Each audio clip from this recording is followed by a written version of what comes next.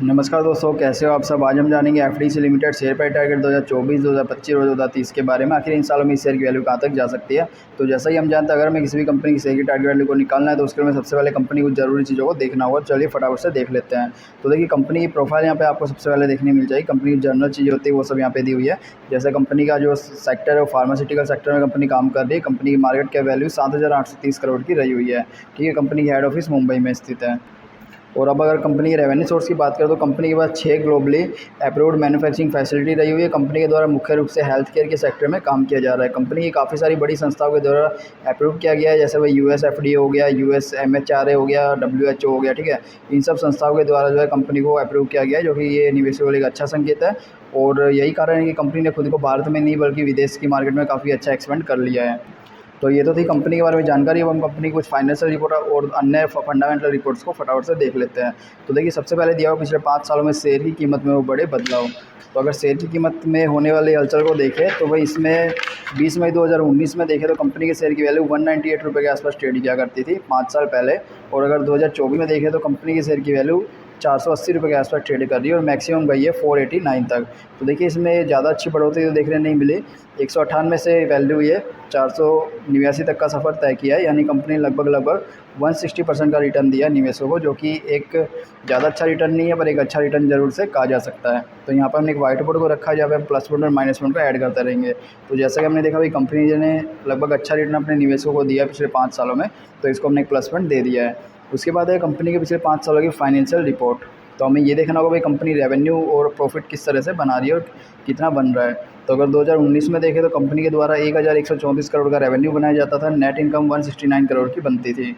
और अगर 5 सालों के बाद 2023 में देखें तो कंपनी का रेवेन्यू 1134 करोड़ से बढ़ के हो गया 1833 करोड़, और नेट इनकम 169 से बढ़ के हो गई है 194 करोड़, जो कि एक अच्छा संकेत है।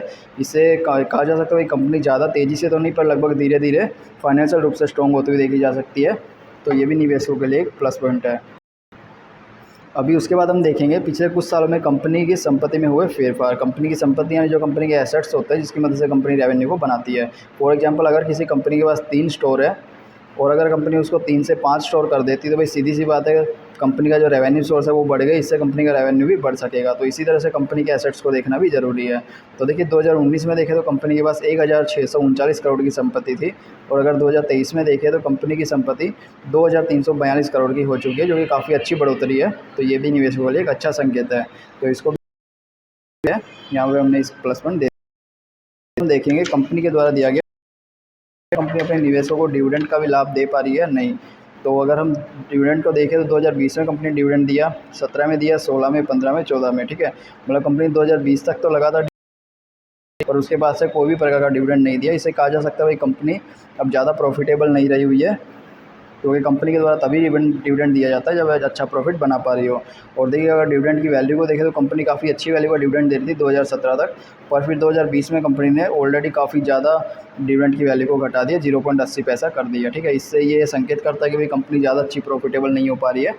उसके बाद से हो सकता है 2019 में आने वाली कोरोना महामारी की वजह से इस टाइप में कुछ प्रॉब्लम आ रही हो। ठीक है, तो ये हमने एक अच्छा संकेत माइनस पॉइंट में रख दिया है। अब हम कंपनी का शेयर होल्डिंग पैटर्न को देखेंगे।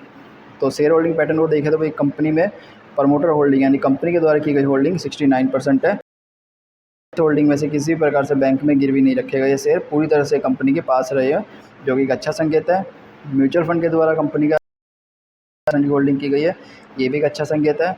अदर डोमेस्टिक के द्वारा 0.25% की होल्डिंग की गई है, ये एक अच्छा संकेत नहीं है, क्योंकि लगभग ना काफ़ी कम है। विदेशी इन्वेस्टर कंपनी में 2.65% रहे हुए हैं, जो कि एक अच्छा संकेत है। रिटेल इन्वेस्टर 20% रहे हुए, ये भी एक अच्छा संकेत है। तो दोस्तों, अगर ओवरऑल शेयर होल्डिंग पैटर्न को देखें तो भाई इसमें 2 चीज़ें अच्छी है। एक तो कंपनी ने काफ़ी अच्छी मात्रा में अपने पास, सेकंड इसमें म्यूचुअल फंड और विदेशी इन्वेस्टर हुए देखे जा सकते हैं। तो इसको भी हम ओवरऑल चीज़ को देखते हैं। तो दोस्तों, अगर हम प्लस पॉइंट माइनस पॉइंट को कंपेयर करके देखें तो इसमें हमें 4 प्लस पॉइंट देखने मिले और एक माइनस। तो अगर आप इसमें निवेश करने का सोच रहे हो तो दोस्तों इन सब चीज़ों को इन सब चीज़ों को देखते हुए इसमें निवेश करना एक बेहतर विकल्प हो सकता है। हमें अपडेट मिलती रहेगी, हम आपके साथ भी अपडेट करते रहेंगे। फिर चैनल